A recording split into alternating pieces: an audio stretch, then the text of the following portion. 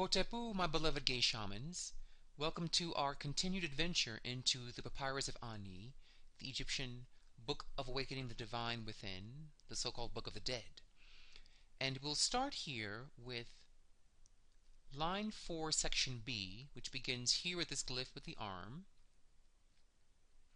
and we shall continue until section 6 to here with this eye. And it reads in Rinkam. Rinkam means ancient Egyptian. The word ri or re means speech or utterance or language.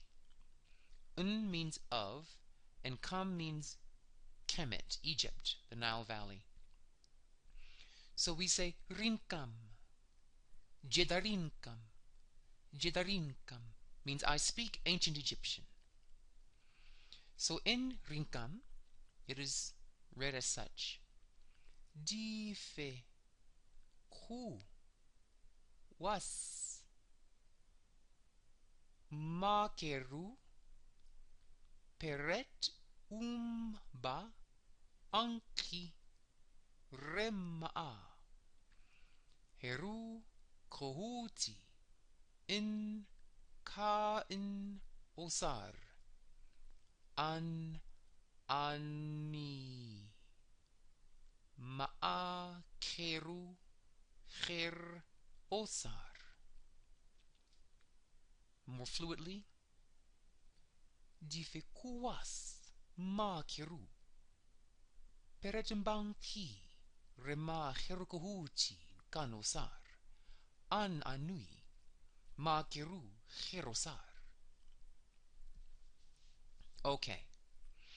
Budge says in his text, it means, may Ra, or really Khepera, give glory and power and truth-speaking, and the appearance as a living soul, so that he may gaze upon Heru Kohuti, to the Ka of the Osiris, the scribe Ani, who speaketh truth before Osar.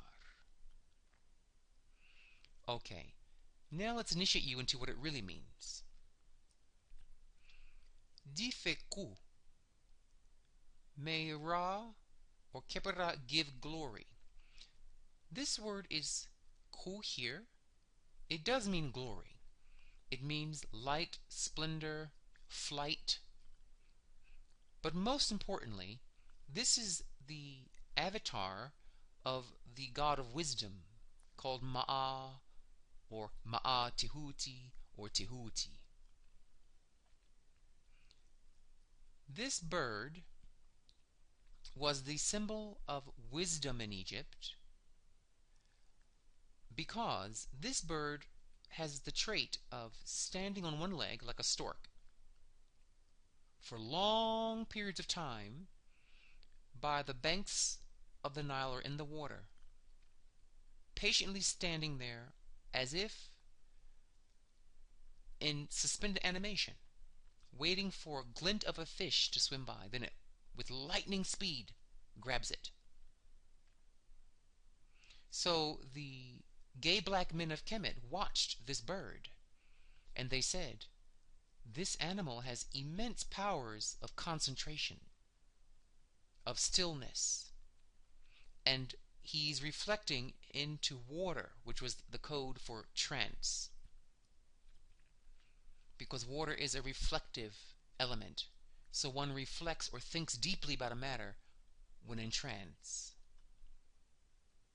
And the flashing fish, the glint of the fish through the water, and the lightning speed of the ibis to catch it, represented the flash of insight that comes when you're in deep meditation, when you're very still,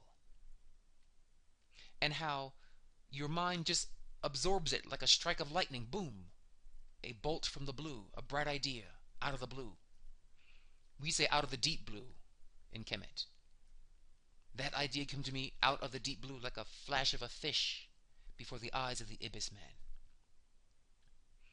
So the Kamau, who were masters, as all Africans are, of fractal reality, said, what if we were to be self-similar to this bird? What if we were to sit still for a very long time in water or near water, reflecting on a thought, an idea, an issue, and staying perfectly still. And they did that. And that became what you know as yoga. Particularly it's called jnana yoga, wisdom yoga, where you're very still as you contemplate an idea in a deep, watery, reflective trance state. So that's why we chose this particular animal to describe wisdom. Wisdom comes when you are very still and reflecting on an issue in a heightened state of trance. It's also a bird, meaning it can transcend the ground. It can get off the ground. In order for you to have wisdom, you have to transcend your worldly consciousness, transcend your materialistic focus, to go to the heights of the heavenly spheres of higher consciousness.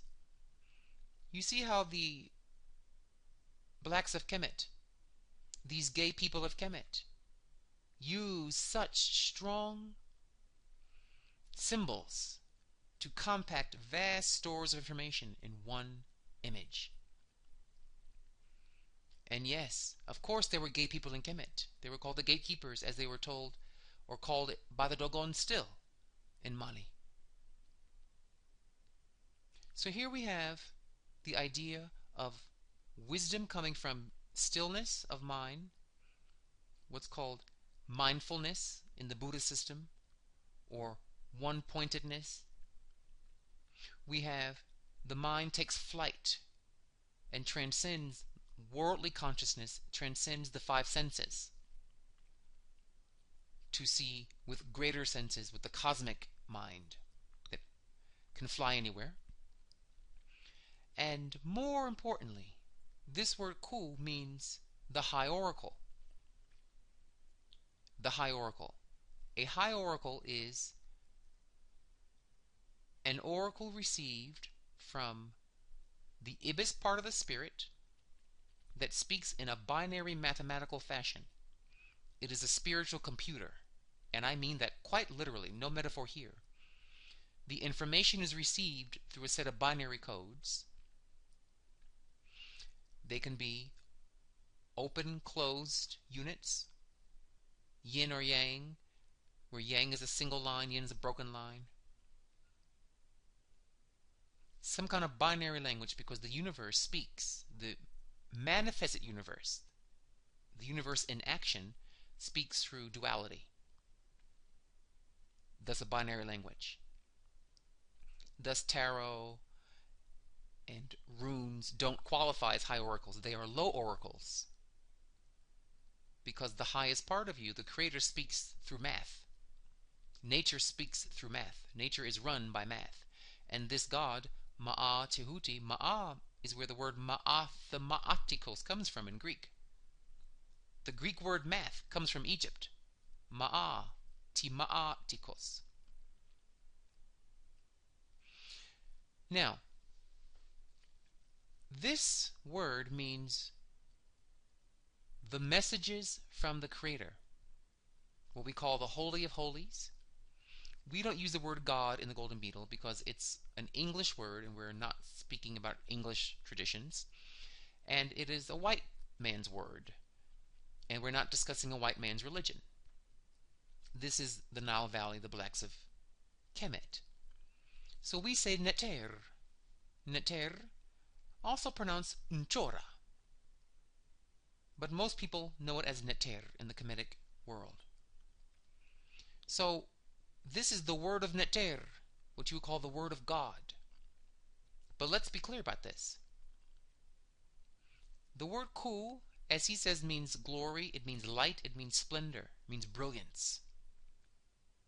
This is the brilliance you receive when you're in a deep, purified, ritual state of heightened meditation.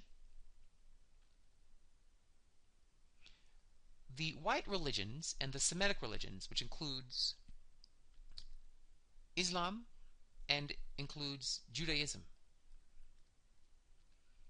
These religions, I've often heard people say The Lord told me, God spoke to me, Jesus told me, and it makes my skin crawl. Do you think, let's ask a question to the audience here. Who do you think is more important? The creator or the president of a country? Clearly the creator is, because the creator made the president. Now, can you just say, the president told me, walking down the street and you hear some voice, the president told me? You sound crazy if you say that. You can't just roll up on the president. He has a bubble of thick security. All kinds of protocols must be followed before you can even approach him. How much more so for the Supreme Being Neter? How can just any Joe Blow just approach the Supreme Pure Light? Does not the Creator have security? Does he not have protocols? Some may say, well, the Creator is immanent in all things. God is everywhere. This is true. But for you to speak to that level of Neter in everything requires a lot of ritual protocol. The Creator is at the deepest level of the being of a thing. It's its source, its foundation. In order for you to commune with that depth of the universe requires rules, requires protocols. You got to go through the angelic hosts, the angelic security system, the guards of the throne of the Creator. So you have these white religious people and these modern religions of the Semites and the Arabic tradition saying, well, Allah told me, Jesus told me, God told me, and my mouth drops to the floor. I say to myself, but you are not pure, you are not clean of character, you are a liar or a thief, or you're eating bad food, or you're harming people. Why would the Creator talk to you? So here's how I will clarify this for the world. The Great Pyramid is an astronomy initiation temple where certain rituals were performed for the blacks of Kemet who were initiates, timed by certain star movements and planetary positions. In the Great Pyramid, as we've discussed in earlier videos here, are three chambers: the lower chamber, the middle chamber, and the upper chamber. The lower chamber was a grand metaphor for your low-life nature, your reptilian, low-brain functions of lying, thieving, cheating, making excuses for bad behavior, drunkenness, crack, cocaine, marijuana, all of your sins and your nasty nature was called the lower chamber in you. It was an underground chamber that was not finished. The rock was not smooth and hewn. It was left rough, meaning if you stay in that entropic, low-life, backwater way of doing things, you won't become a complete being. You'll be an unfinished work.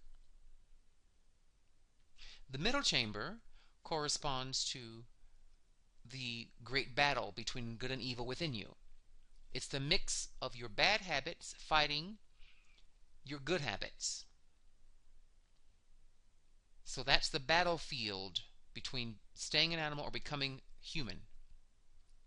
The upper chamber was a metaphor for the victorious battle within, where your good side, your angelic side, the middle chamber is your demons, and your gods fighting each other. Your bad habits and your virtues going at it. When you've won and the virtues now are established and entrenched as your normal behavior, you're in the king's chamber or the upper chamber. Now, each of these chambers also are code for chakras. There are 7. There are more, but we'll discuss 7 sets of 7 in this podcast. There are 7 demonic chakras in the lower chamber. These are 7 gates that are portals into dark demonic realms of consciousness: lying, thieving, raping, murder, homophobia, racism.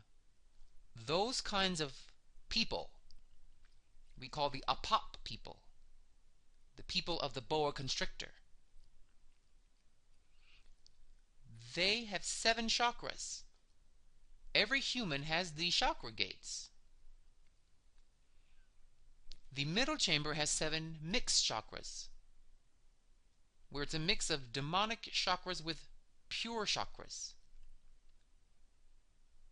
That's called the chamber of humans, who do the battle between good and evil. The top chakra, the top chamber, has 7 pure chakras that are glorious, luminous light like this bird. And those are the chakras of the masters who've mastered themselves. They have inner self-mastery, inner self-management. When a person says, God told me, what I'm establishing in this portion of this conversation is that's highly unlikely given your dirty character and your lack of meditational skills and spiritual abilities. It is, however, very likely that the denizens of the lower chamber, those demonic dark forces, spoke to you and called themselves God. Down there, those forces are known for deception. Their main power is deception. You know, when you know you shouldn't be eating that piece of cake again, or picking up your crack pipe again, or drinking the Johnny Walker again, or having unsafe sex again, but the voice, when it speaks to you, that says, oh, have the drink, pick up the crack pipe, don't use a condom, is very seductive. They're very good at deceiving you. And they are not beyond calling themselves God if that's what it takes to get you hooked. So when I see these dirty people, dirty of spirit, dirty of character, people who can't even meditate for 5 minutes, saying that God told them something, I say you might want to be careful to make sure that's who spoke to you. Because the Supreme Being won't let you approach His throne in your dirty, disgusting, vile character nature. The security system around Him will get rid of you, make sure you don't approach Him. But I'm certain one of the demons in the lower chamber claimed to be God, told you to do this, to kill these people, to rape this person, to say that gays don't have rights because your God says so. I'm sure those monsters down there would say that to you. So we've learned what? Wisdom, or the word of Neter, the word of God, only comes through a binary mathematical message and is given only to those of ritual purity. If you don't have those two, it wasn't Neter, it wasn't God, it was some other charlatan speaking to you. Now, the final point on this, because this little symbol of this bird is so important to Kemet, and in the golden beetle, this bird rules. We do everything in the golden beetle, all the gay shamans, by law of the golden beetle, must follow their oracles.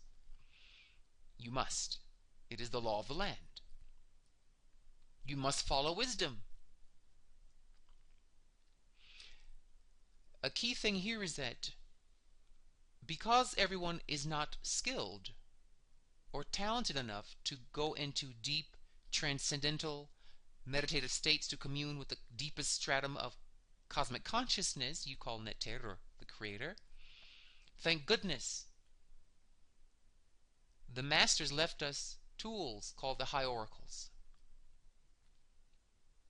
the binary oracles, like the Oracle of Ra, the Black Chinese oracle of the Nox of South China called the Yi Jing, is also a high oracle. It is not as high as the Oracle of Ra or the African oracles, because the Yi Jing does not give you a deity. It gives you a message, but no deity to invoke. it doesn't prescribe rituals very well. The African oracles give you the message and the method of executing the message, meaning you get a moral story and a method of applying it by invoking a divine principle, an angel, or neteru. So when you go to our gay oracle from Africa, the oracle of Ra, that you are actually not speaking simply to the creator, to the president, to the king of the universe. You're actually dialoguing with him. It's a dialogue. You don't just sit there at a burning bush and receive a bunch of commandments. That's for children. No. You dialogue. You ask a question, you receive an answer. That's called a dialogue. You ask another question at one of our readings, you receive another answer. That's called a dialogue, a conversation. So through this bird, you can converse with the cosmic mind. And the answers received are so pinpoint and so mind-blowing, there's no doubt that you are speaking to a supremely wise, glorious, and intelligent entity who always answers you in a win-win fashion, where everyone wins. That's the agenda. Where everyone wins, winning meaning through the answer, people become more divine. They get closer to the upper pyramid of masters. A high oracle always pushes the person that gets it and those involved in the question towards greater light, glory, divinity. That's why this bird means light, splendor, luminous. Now, what does it mean in the context of this text? Well, it says, may Ra or Kepera, may my fractal, may my astrology chart give me the glory of the oracle. This is iterating that when you're looking at your chart, you have to do divinations from a high African oracle on that chart, that square, that quincunx, that house, in order to really understand how to enlighten it. Cool, light, bright, to enlighten. Here we have proof positive in the sacred scriptures of the blacks of the Nile Valley. It says, may Ra, my sun chart, give me forth the oracles on my chart, which will give me glory, allow me to handle my square, my quincunx, my opposition in my chart in a glorious way, not some low-life, tragic, pathetic way. The next word is was, which he says means and power. Was does mean power. It does imply the chakras because of this stick here, which is the chakra spine here. But this stick has the head of a jackal atop it, meaning technique. The jackal was a symbol of technology, having a technique to do something. Even opening up a can of soup, you have to have a technique to do it. Grab the jar, maybe use some kind of cloth to grip it, something, a technique to get it done. So he's saying here, may my sun sign, may my chart receive and give me its glorious oracles and the technique of how to awaken that reading within my chakras. That's what was means. The technique to awaken the divine within your chakras. A lot of people online talk about chakras this, chakras that, chakra meditations, but they don't really give you a technique of how to tune in exactly to a particular side of a chakra. A chakra is a whole world. It's a whole dimension of energies. For the first time ever in my 20 years of doing this work, 25 years of doing this work, I am revealing publicly to gay shamans in this 2014 cycle coming up the real techniques, the nitty-gritty A to B, B to C, C to D techniques of how to go into the chakra through astral projection and through ritual sound. Because this is saying, what is the use of having wisdom about your chart if you can't embody it technically into your life? You don't have a method of executing it in a practical way. That's what gives you power, is applying wisdom and enlightenment daily through a practice. And this was is called sadhana in the Black Dravidian system of India, the yoga system, your sadhana, your practice, your zazen. Power comes through application through a technology. Then it goes on, ma keru, and truth speaking. Okay, that's what it means, ma keru. That's one meaning of the word ma keru. Ma keru, ma'a means to see the truth, to see the light of truth. Keru means to speak it. Keru means to voice it, to give it expression. Makeru means many things. Keru means voice. This glyph here is the trachea. Makeru means I have spoken or sung the words of power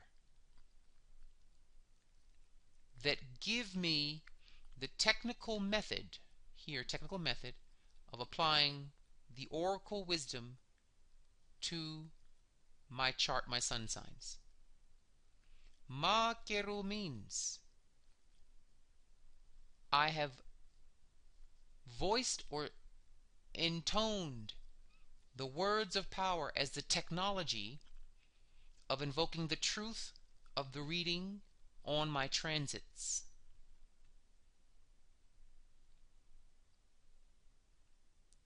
Here we said this is a technique of embodying wisdom in a daily fashion. The next glyph gives you exactly the technique to do that. Ma'a keru. Ma'a here implies truth. It implies the natural order, meaning timing. The right thing at the right time. That's wisdom. So, ma'a can imply my transits. What is the true energy of this moment in my life, as commanded by the oracle and the chart? If at that transit of my chart signs I intone the right Heka, the right God, then I will receive true of voice, meaning revelations, epiphanies from singing to that God, that talent within me. If I do this song at the right transit, I shall receive makiru, which means revelations. Ma'a means to see, means fire. Insights. Where the voice of the God, keru, the voice, the true voice of the deity of my reading on this transit will give me epiphanies, revelations, and insight. Makeru means revelations. You see, the next phrase here at number 5, peret imba anki, and a coming forth or appearance as a living ba anki. Okay, the ba corresponds to the top chamber, the king's chamber, where you have 7 chakras of the masters, masters of self. So it's saying that when I receive or am given the oracles on my chart of what the gods want me to do with that part of my chart, and I technically aim to apply it every day through intoning the god of the reading at his transit, their inner voice of higher counsel, their keru voice of wisdom and counsel to me, will cause the opening. Here we have an enclosure that is opening. The opening of my ba, my crown chakra, my highest chamber, as a living reality, ba anki. That if you do your chart in this method with oracles and then chanting at the right time the right word of power to the right divine force, your crown chakra will come forth as a living reality, not some concept. Oh, my crown chakra, open the crown chakra. Not some platitude, but a living, breathing reality. Look here. Here we have the ba bird, which is a symbol of the divine spark, the crown chakra, or the top 4 signs of the pure zodiac, meaning the archer, the goatfish, the water bearer, and the fish. The 4 top signs of the zodiac are your ba. But here, it's hard to see perhaps. There's a little glyph here, a little bowl, with a little flame coming out of it. This ba bird, which is your highest self, your high self, your crown chakra, has a bowl with a flame in it, meaning light. The kundalini is a fire. It's called the fire of your back. And when you work your chart in this way, and the gods within you speak to you in deep trance, their messages, because the word angel means messenger, meaning bringer of knowledge, their messengers will cause your crown chakra to come forth. And the fire of the back, the chakras, will light up the crown chakra, giving it life. Anki, Ankh, Ankh, Ankh. By the way, Ankh means star, like the stars in the sky. That your higher self will help you understand the karmic life you're meant to walk with your Ankh, your stars. The word Ankh also means sandal. You can see it resembles a sandal a little bit. Meaning you must walk your stars on earth. The word Ankh also means mirror. The stars reflect your earth walk.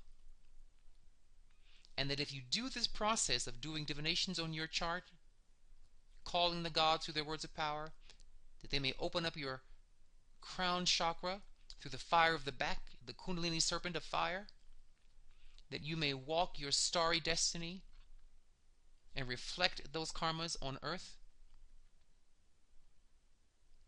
Now you're becoming enlightened. That's why the ba bird has this fire here, meaning he's got lots of light, lots of energy. He's enlightened.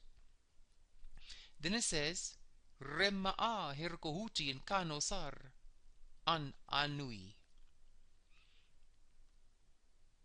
And so that he may gaze upon Herkohuti to the ka of the Osiris, the scribe Ani. This is saying that because your chakras are opened and you see your stars, your Ankh in the sky, reflected, Ankh means mirror, on your earth walk, Ankh means sandals, and a gazing upon Herkohuti. Herkohuti means the 2 horizons. Here you see 2 little ovals, meaning the 2 lands. This Herkohuti, these 2 horizons, refer to inner and outer states. That when you raise your kundalini, you will know how to cut yourself off from your lower states to preserve the higher ones, to protect them. Herkohuti is the war god, and he defends the 2 horizons. The horizon between good and evil, between high and low, between right and wrong. Your inner warrior, Herukohuti, will awaken in the chakras. And once you raise this crown chakra awake, something in you will turn on automatically. A warrior to fight for what is right, to fight for good. This is a beautiful message saying that when you do your chart properly with the high oracles in trance and Heka, and you have the epiphany of your stars reflecting upon your earth walk karmas, that you at the same instant become a warrior of the light. Heru Kohuti. Kohuti means, has the same thing as ku. This is the word ku, and this means kuti. You will fight for the light. You will become an automatic defender of goodness. It's telling you right here how to turn your nation into good people. You must have these schools. The word ku here, ibis, also means teacher or guru. The word guru comes from the word ku, kura, the wisdom ku of Ra. That's an African word that became in Black India, Dravidia, Mohenjo-daro and Harappa Valley civilizations, guru. We say ku. Ku, you can hear ku, gu, ku. They're very similar.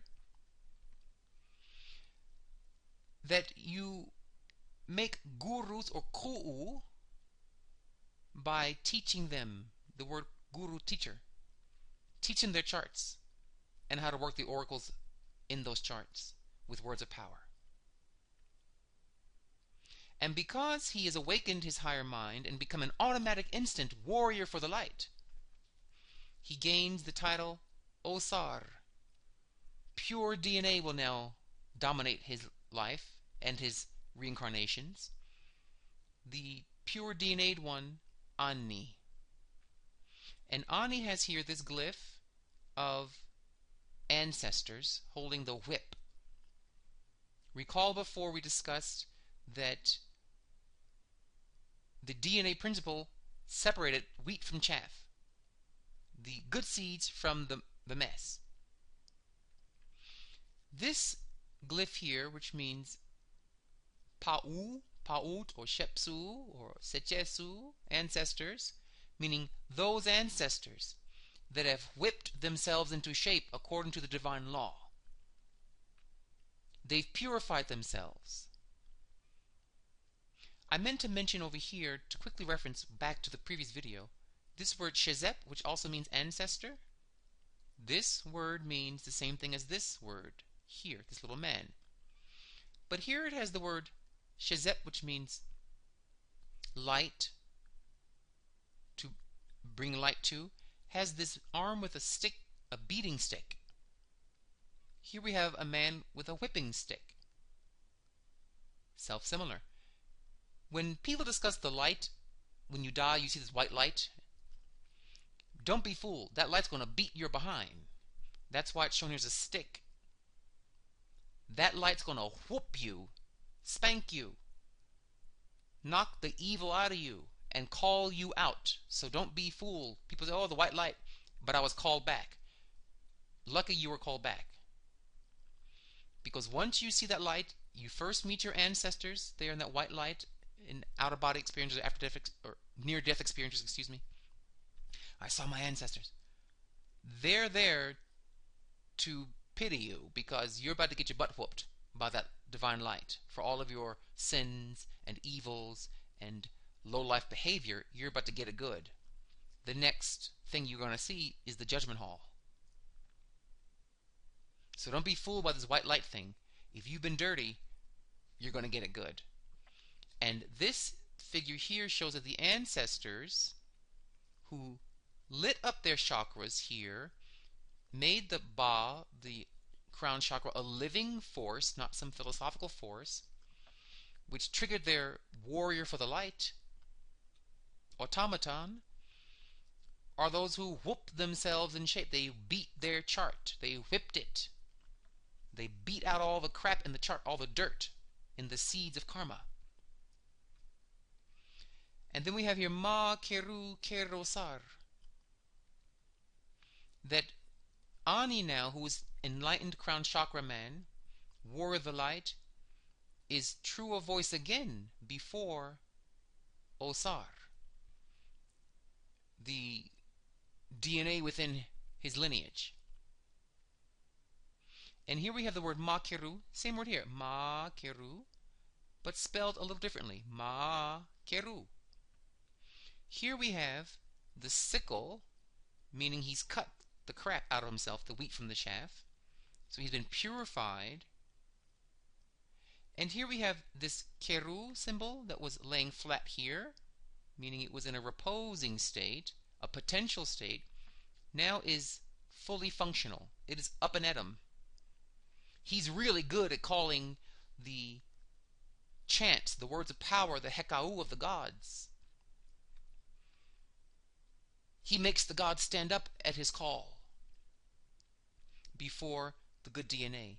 Finally, on this glyph here, we have Osar again, Osar, but this time shown as what's called a bier, B-I-E-R, which is a kind of couch that we would lay the dead on. The mummies were laid on this kind of lion-headed couch. This is saying that the lion is symbolic of the Sphinx, which is code for your subconscious mind, your kundalini, your chi. So we have here your subconscious land, and there's an I under it. This also means Osar, the DNA. That your subconscious awareness, your subconscious or sleeping mind, subconscious awareness, that the subconscious has an awareness, has an observer in it, who's running all of the subconscious, vegetal, biological functions for you at lightning speed with utter genius. Something is breathing for you, something is digesting your food for you, something's maintaining your temperature. If you go outside and it's bright, something made your eyes close shut to not blind your cornea. Some vast intelligence is running all these functions in you without you even knowing how it's doing it. That function is the same thing that runs the DNA. What it's saying here is that when the crown chakra is open and the inner warrior comes out automatically, you can call the gods of the subconscious, collective unconscious. This lion type couch means the collective unconscious of the universe, of your people, of the land, can be perceived. This word Ari means to create, the creator within the subconscious mind. You create through images in your mind. That's why it's an I. The word Ari means create. The word Ari also means gates. Arit. The Arit are your chakras. And this lion is a symbol of the chakras. You can control the chakras. You can create within the chakras of yourself, your mate, your friend, gay community, the legislature, the forests, the stars. You can create through the universal subconscious mind. This is one of the great powers given to you when you awaken your chakras through your chart and the oracles received on your planetary configurations there within. So this was a bit longer video, but I wanted to really go into these details because the goal of these videos is to provide the gay community with a spiritual enlightenment system, a banquet of spiritual food that is delicious, satisfying, and filling. And to understand that by going to Kemet, the source of all religions, we were the first. The very first book in history was the pyramid text, and it is a holy scripture. And all other religions came out of Kemet. Why bother with the lesser seed, the child, when you can go to the parent that made it? And the world has been so cruel to we gay people. So cruel indeed. Heterosexuals have been very nasty lot over history to us, keeping us out of their religious houses and spirituality, as if Neter did not make us. But I tell you, we are divine. We are the great divine forces of the earth. We are the shamans. And because of that, they're proving their power by granting me the vision of these texts. It is through the gay ancestors of Kemet, I tell you, the gay ones from ancient Kemet, reveal the texts to my eye while in deep trance, allowing me to speak the meaning, which you will find nowhere else in the world. The text broken down like this, in such a logical, methodical manner, to prove that the gay Egyptians were among the wisest of the Nile Valley. And this golden beetle religion is the religion of the future for gay people. So all the other heterosexual peoples can keep their Jesus, keep their Christianity, keep their Allah, keep their Judaism, keep it. I don't want it. I have something far older and, to me, far more empowering. So may these videos bring you light. May they bring the gay community wisdom and the recollection, the memory of your spiritual fierceness. Let none tell you you are less than. I tell you, in fact, you are greater than. For no time in history has the gay community done the crimes that the hetero community has done to groups. We have not stolen people's rights, murdered and massacred people, hanged them, put them in the Tower of London, and cursed their souls to damnation. We have never done such atrocities as the heterosexuals have done and continue doing. And I mean including the black people. Kemet is a black nation. Even the black people of modern times disparage, berate, and humiliate gay people. You would think because they were enslaved, they would know better. But Stockholm Syndrome strikes again. So we have ours, and we don't want yours. You keep yours. We now have the Golden Beetle and these sacred books. And although I'm teaching online here, free to the world, the mysteries of these texts, the activation of their powers, the magic of them, the miraculous force within them, that I will not teach publicly. You must become a Golden Beetle initiate for that. You must become an initiate. You must enroll. And only gay men can enroll in this system. So there are some things I will teach for the world's benefit, and some things I won't. We say in Africa you have the front yard and the backyard.